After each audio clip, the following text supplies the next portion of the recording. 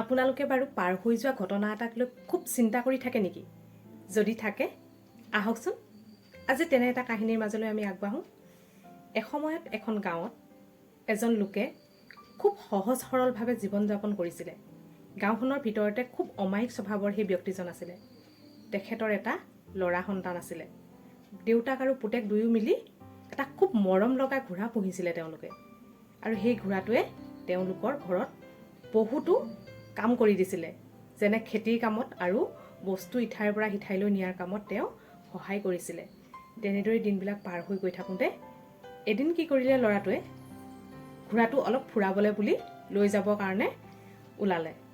আৰু কিছু দূৰ যোৱাৰ পিছত এখন হাবিৰ মাজলৈ সোমাই গ'ল। আৰু সেই হাবিৰ মাজত সোমাই যোৱাৰ পাছত ল'ৰাটোৱে কিবা এটা অন্যমনস্ক হৈ থাকোঁতেই সেইখিনিতে ঘোঁৰাটো অন্তৰ্ধান হ'ল।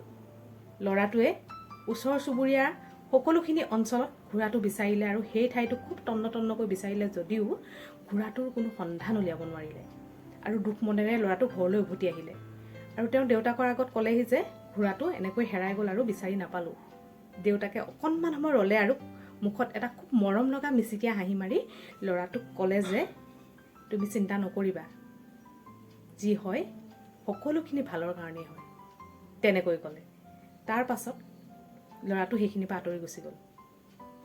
প্ৰায় এসপ্তাহমানৰ পাছত সিহঁতৰ ঘোঁৰাটো ঘৰলৈ উভতি আহিলে। দেউতাকে কিবা এটা উমান পাই বাহিৰলৈ চাওঁতে দেখিলে যে হয়, তেওঁলোকৰ নিজৰ ঘোঁৰাটো ঘৰলৈ উভতি আহিছে। আৰু লগত কি কৰিলে, 3টা ঘোঁৰা আৰু বেছিকৈ আহিলে। দেউতাকেতো আচৰিত হ'ল, আৰে আমাৰ নিজৰ ঘোঁৰাটোহে হেৰাইছে আৰু লগত 3টা ঘোঁৰা ক'ৰ পৰা আহিলে। তেওঁ বহুতো অনুসন্ধান কৰিছিলে, কাৰ ঘোঁৰা কি কথা, কিন্তু একো সুসূত্ৰ নাপালে।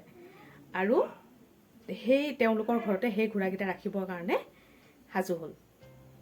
তাৰ পাছত কি হ'ল, ওচৰ চুবুৰীয়া মানুহে দেখিলে কথাখিনি, দেখি তেতিয়া ক'লে যে আপুনি খুব সৌভাগ্যশালী, আপোনাৰ নিজৰ ঘোঁৰাটোতো ঘূৰাই পালেই, কিন্তু লগত আৰু 3টা ঘোঁৰা আপুনি উপহাৰ হিচাপে পালে, আপোনাৰ ভাগ্য খুব ভাল, তেনেকৈ ক'লে।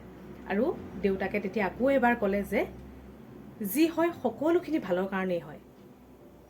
আৰু এই মানুহখিনি সেই ঠাইৰ পৰা গুচি গ'ল ঘৰলৈ।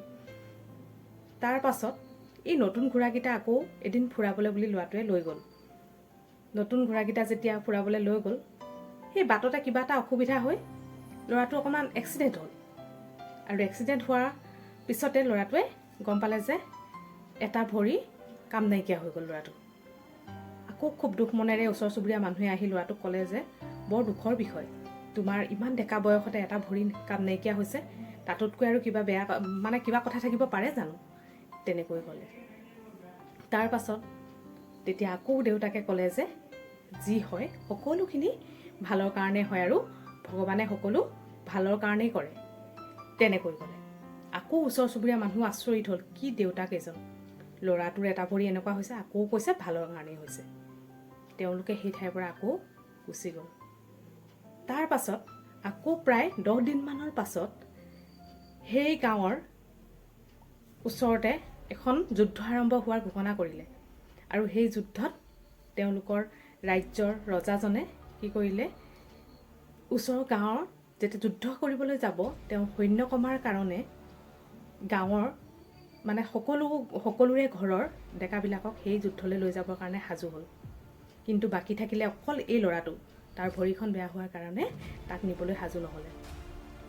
তেতিয়া ওচৰ চুবুৰীয়া মানুহে আকৌ দেউতাকৰ ওচৰলৈ আহি কথাখিনি ক'লে যে আপুনি খুব সৌভাগ্যশালী, কেলৈ কৈছোঁ, আমাৰ গাঁৱৰ সকলোৰে সন্তানবিলাকক এতিয়া লৈ যাব যুদ্ধক্ষেত্ৰলৈ, কিন্তু আপোনালোকৰ ল'ৰাটো ঘৰতে থাকিব। কিন্তু আমাৰ ল'ৰাবিলাকক যেতিয়া লৈ যাব, হয়তো কোনোবা এটা সেই যুদ্ধক্ষেত্ৰৰ পৰা ঘূৰি নাহিবও পাৰে, কোনোবা এটা বিকলাংগ হৈ আহিব পাৰে, হয়তো কাৰোবাক আমি চকুৰে নেদেখিবও পাৰোঁ। ইয়াতকৈ আৰু দুখৰ বিষয় কিবা হ'ব পাৰেনে? আপোনালোকৰ ল'ৰাটোৰ এটা ভৰিহে বেয়া হৈছে, কিন্তু আপোনাৰ চকুৰ সন্মুখত থাকিব।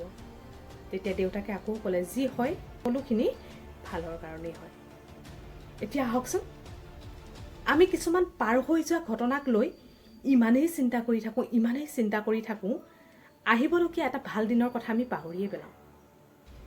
পাৰ হৈ যোৱা ঘটনাবিলাকক কিয় হ'ল, কি হ'ব নালাগিছিল, এইটো কৰাহেঁতেন হয়তো এইটো নহ'লহেঁতেন, এই কথাবিলাকক লৈ আমি ইমানেই মূল্যৱান সময় নষ্ট কৰি দিওঁ, আমাৰ সেই সময়বিলাক আমি আৰু কেতিয়াও ঘূৰাই নাপাওঁ, বৰঞ্চ আমাৰ বেছি ক্ষতিহে হয়। এতিয়া ভাবকচোন, হয় সমস্যা এটা আহোঁতে আমি তাক সমস্যাটো পাৰ হৈ ভাল এটা দিনৰ কাৰণে আশা কৰি থাকিবলৈ বহুত কষ্টকৰ দিন মানে সময় হয়। সেই সময়খিনি সমস্যা অহাজনেহে বুজি পায় যে সমস্যা এটা পাৰ কৰি নিবৰ কাৰণে কিমান কষ্টকৰ হয়। সেই সময়খিনিক কোনোবা এজনে যদি সাহস দিয়ে হয়তো বহুখিনি সকাহ পায়, কিন্তু আমি সেই কথাটোকে যেতিয়া মানে মনলৈ আনি থাকিম, আমাৰ মন মগজুত এনেকৈ থিতাপি লয়, সেই ঘটনাটো হয়তো নতুন এটা ঘটনা যেতিয়া আকৌ আমাৰ মগজুত থিতাপি নলয়, তেতিয়ালৈকে আমাৰ এই ঘটনাটোৰ কথা মনলৈ আহিয়ে থাকে, পাহৰিব নোৱাৰোঁ আমি কেতিয়াও।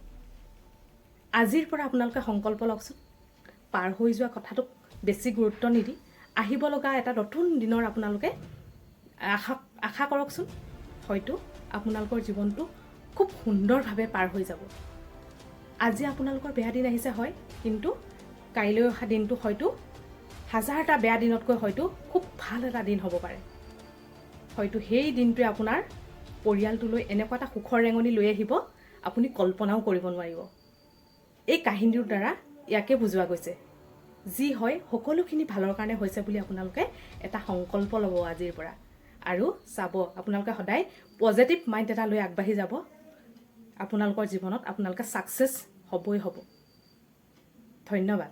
কাহিনীটো যদি আপোনালোকৰ ভাল লাগিছে আৰু ফেচবুকত চাইছে যদি ফ'ল' কৰিব, আৰু ইউটিউবত চাইছে যদি ছাবস্ক্ৰাইব কৰিবলৈ নাপাহৰিব।